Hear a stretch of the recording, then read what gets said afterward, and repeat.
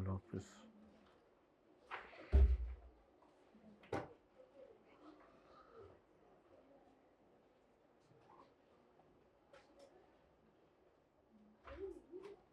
अच्छा शुरू हो गया हुआ है जी, ये बीना सिकंदर वाला सवाल।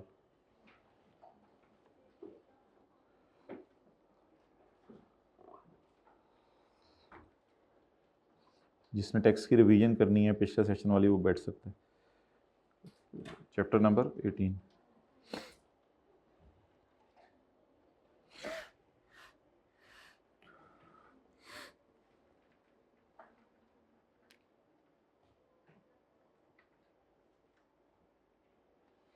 बीना Sikandar is lawyer and owns a law firm. इसका मतलब होता है ये अपना बिजनेस करिए।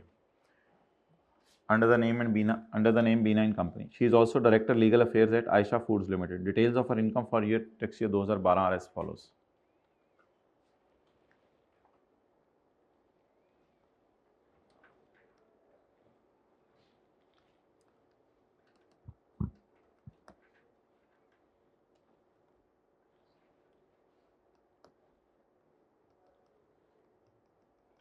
जी प्रॉफिट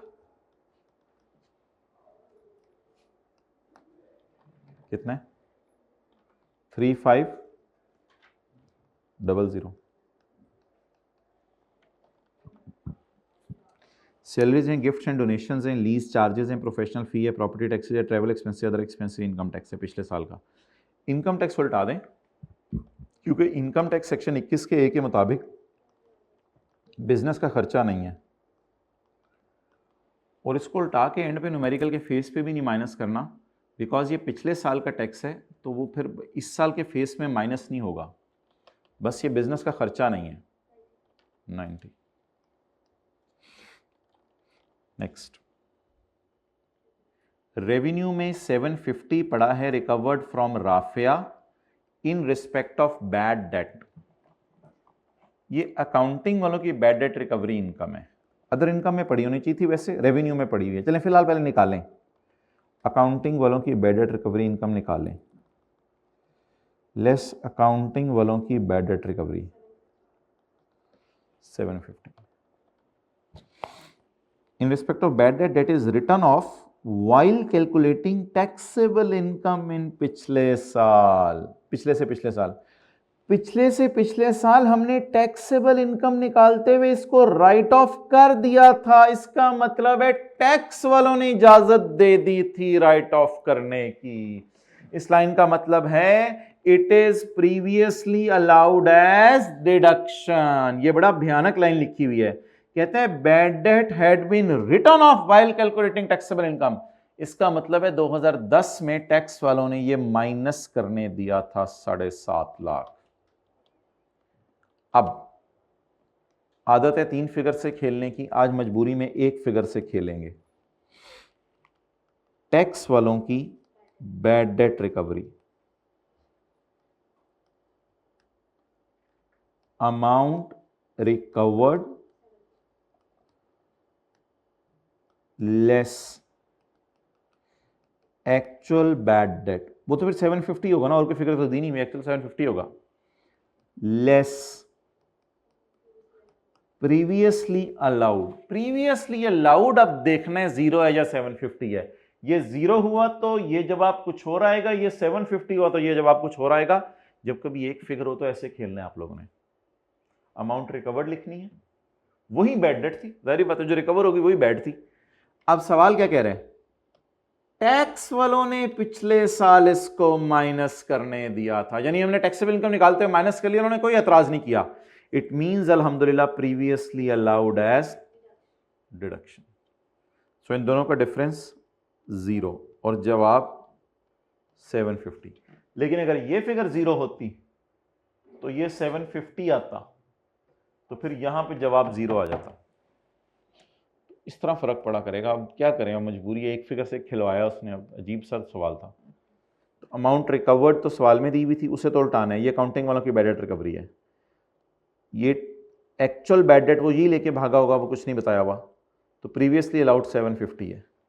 तो अब ऐसे कर दें, इसको ऐड कर दें, ये टैक्स वालों की बैड डेट रिकवरी है 750।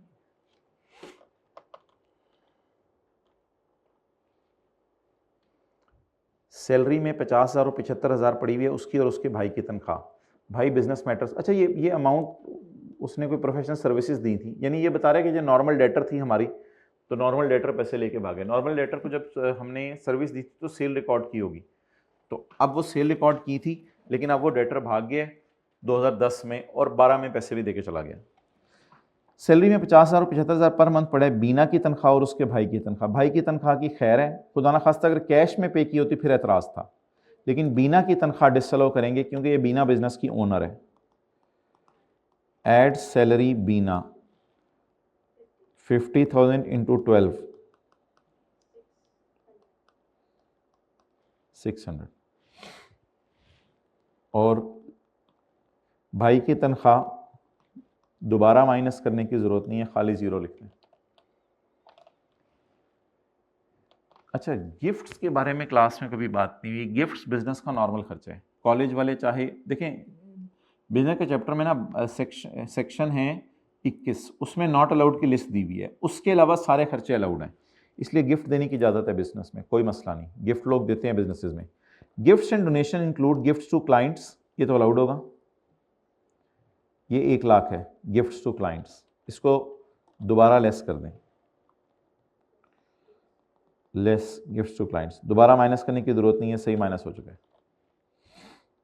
50,000 सन को दिया है, ये ड्राइंग है, ये घर, ये कस्टमर नहीं है, अगर कस्टमर होता फिर और बात थी, ये तो बेटे को गिफ्ट दिया, बेटे को बिजनेस के दराज से गिफ्ट नहीं दिया जा सकता।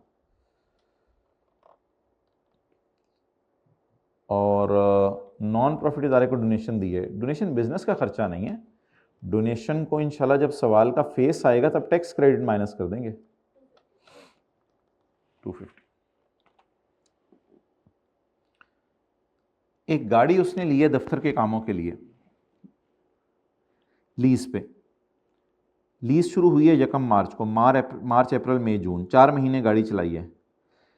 लीज चार्जेस में 5 लाख पड़ा है सिक्योरिटी डिपॉजिट का, लीज चार्जेस में 5 लाख पड़ा है सिक्योरिटी डिपॉजिट का। याद रखिएगा सिक्योरिटी डिपॉजिट हमें वापस मिल जाता होता है, तो ये हमारा एसेट है, ये एक्सपेंस नहीं है। एक दफ़ा हमने सवाल किया था, उसमें हमने कराची इलेक्ट्रिक को पैसे दिए थे सिक्योरिटी के तौर पे बिजली का मीटर लगवाने के लिए, तो ये 5 लाख भी रिफंडेबल होता है, तो इसलिए इसको भी आपने बिजनेस का खर्चा नहीं मानना, ये बिजनेस का खर्चा नहीं है, ये हमारा एसेट है, ये हमारा एसेट है।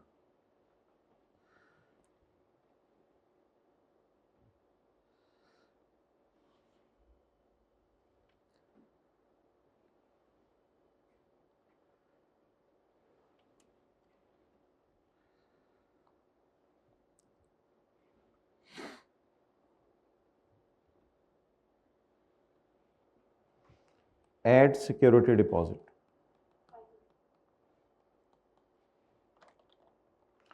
अच्छा भाई एक सवाल आप लोगों का जेन्युइन है कि लीज वाले में ना हमें आदत है अकाउंटिंग डेप्रिसिएशन और इंटरेस्ट अकाउंटेंट्स ने रिकॉर्ड किया होता है, उसको उल्टा के रेंटल माइनस करें। मेरे ख्याल से ना ये जो आ रहे हैं लीज चार्जेस 9 लाख के, इस 9 लाख में से 5 लाख तो उसने बता दिया सिक्योरिटी डिपॉजिट है, बाकी अब 4 लाख जो है उसको मेरे ख्याल से अकाउंटिंग डेप्रिसिएशन और इंटरेस्ट ज़बरदस्ती समझने की कोशिश नहीं करना, क्योंकि अगर आपने बाकी को अकाउंटिंग डेप्रिसिएशन और इंटरेस्ट समझा तो फिर उसको उल्टा के जब रेंट माइनस करना होगा तो रेंट सवाल में दिया नहीं हुआ था। तो ये अजीब सा सवाल है, आईकेप को बताना चाहिए था कि बाकी इसमें रेंट ही पड़ा हुआ है और वो सही माइनस हो गया है।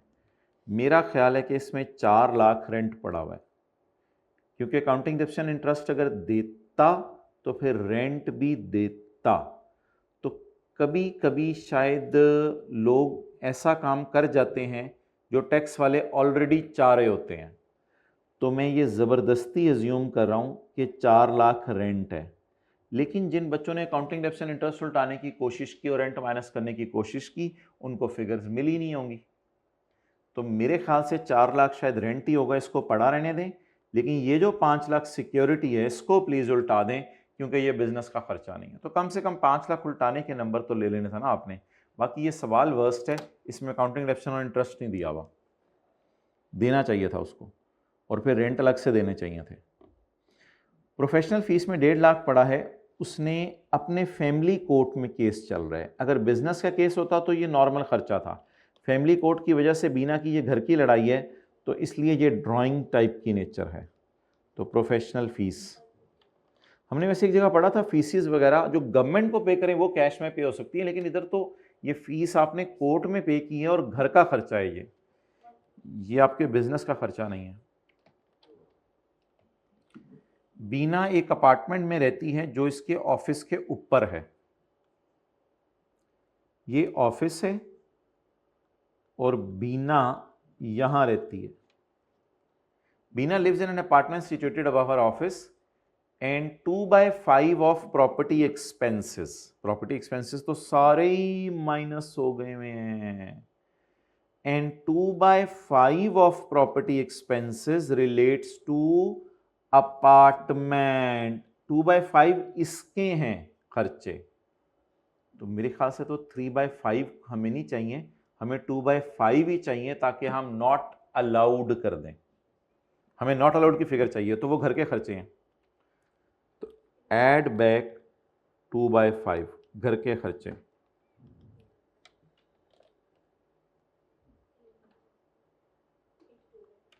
$350 into 2/5 140। Other expenses include 2,60,000 paid to golf club membership. जहां वो सिर्फ इसलिए जा रही है कि उसको शायद गोल्फ की स्टिक भी नहीं पकड़नी आती, बॉल को मारना तो दूर की बात, वो इसलिए जा रही है कि सिर्फ अपने बिजनेस की प्रमोशन करे। यानी वहां लोग मिलते हैं तो उनको अपना बिजनेस इंट्रोड्यूस करवाने चाहती है कि आप लोगों की कोई लड़ाइयाँ हुआ करें तो मेरे पास आ जाया करें।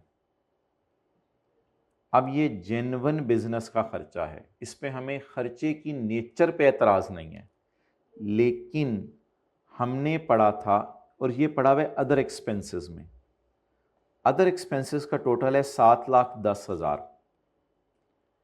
हमने पढ़ा था जिस टी अकाउंट का साल का टोटल 2.5 लाख से ज़्यादा हो, उसमें होने वाली इंडिविजुअल पेमेंट अगर 25,000 से ज़्यादा हो, ये तो बहुत ज़्यादा है, तो ये नॉट अलाउड है।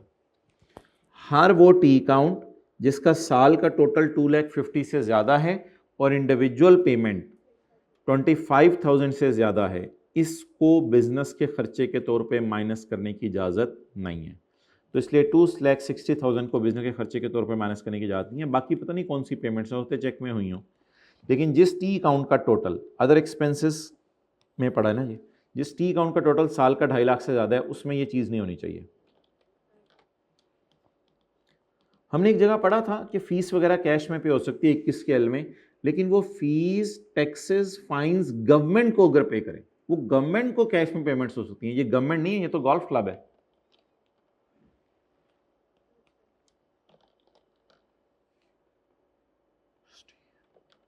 Whatever the total is, अब हमने कैलकुलेट करनी है income from salary. Director remuneration from Ayesha food. Bina received महीने की तनख्वाह। She is also director legal affairs at Ayesha foods limited. यहाँ नौकरी कर रही है। डायरेक्टर का मतलब ये नहीं होता ओनर। कई दफ़ा लोग नौकरी कर रहे होते हैं, उनको भी हम कह देते हैं ये मार्केटिंग डायरेक्टर है, ये सेल्स का डायरेक्टर है, ये प्रोडक्शन का डायरेक्टर है। डायरेक्टर है वहाँ पे, वहाँ महीने की तनख्वाह ले रही है 1 लाख।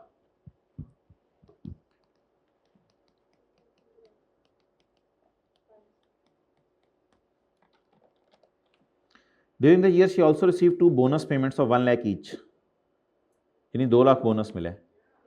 एक बोनस इसे 2011 का मिला है, पिछले साल का।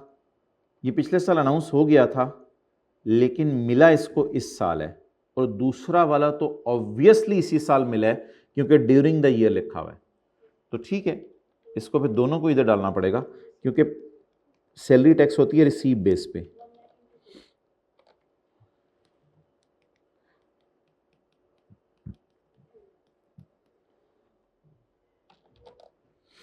बीना has also been provide with a gaadi by employer for her जाती use as well as personal, तो 5% लगेगा। The car was acquired by FL in May, बहुत पुरानी खरीदी हुई है 2 मिलियन की। गाड़ी की फेयर मार्केट वैल्यू इग्नोर करें, क्योंकि जब एम्प्लॉयर ने गाड़ी खरीद के लेके दी हो तो इसकी कॉस्ट के ऊपर लगता है कार बेनिफिट। 2 million into 5%,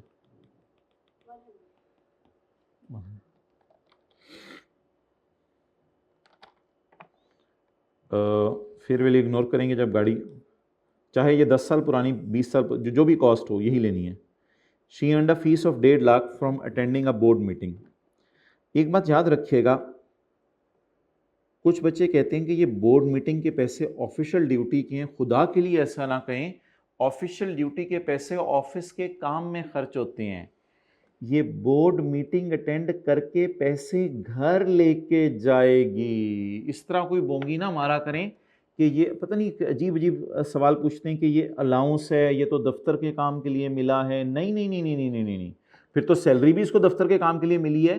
देखना ये होता है ये पैसे घर लेके जा रही है, सैलरी भी घर लेके जाएगी, डायरेक्टर फी भी घर लेके जाएगी। और सैलरी के चैप्टर में दूसरे सफ़े पे लिखा हुआ था कि फीस भी आपकी सारी की सारी जाया करेगी इनकम फ्रॉम सैलरी के चैप्टर में। बीइंग एन एम्प्लॉय आपको फीस मिली है। पे, वेजेस, रिम्यूनरेशन इंक्लूडिंग लीव पे, payment in leave, overtime fee.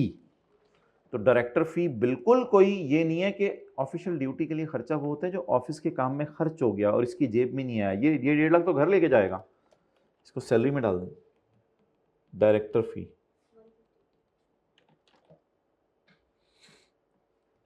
Salaries पे भी टैक्स कटा है, बोर्ड मीटिंग पे भी टैक्स कटा है।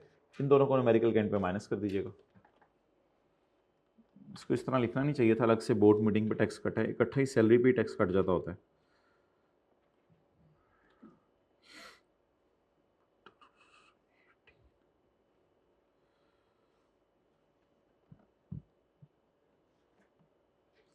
अब सिर्फ न्यूमेरिकल पे दो चीज़ें माइनस होनी है, एक डोनेशन का टैक्स क्रेडिट माइनस होना है और दूसरा जो है वो जो दो टैक्सेस कट चुके हैं इसके वो माइनस होने हैं। पिछले साल का जो टैक्स है वो माइनस नहीं होना क्योंकि वो पिछले साल के न्यूमेरिकल से रिलेट करेगा।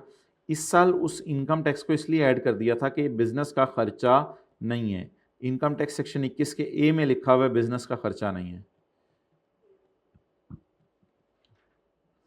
ये बिजनेस इनकम, ये सैलरी इनकम, ये टैक्सेबल इनकम, ये टैक्स, ये चैरिटी का टैक्स क्रेडिट, इसमें से ये दो टैक्सेस जो हैं ये माइनस करने हैं।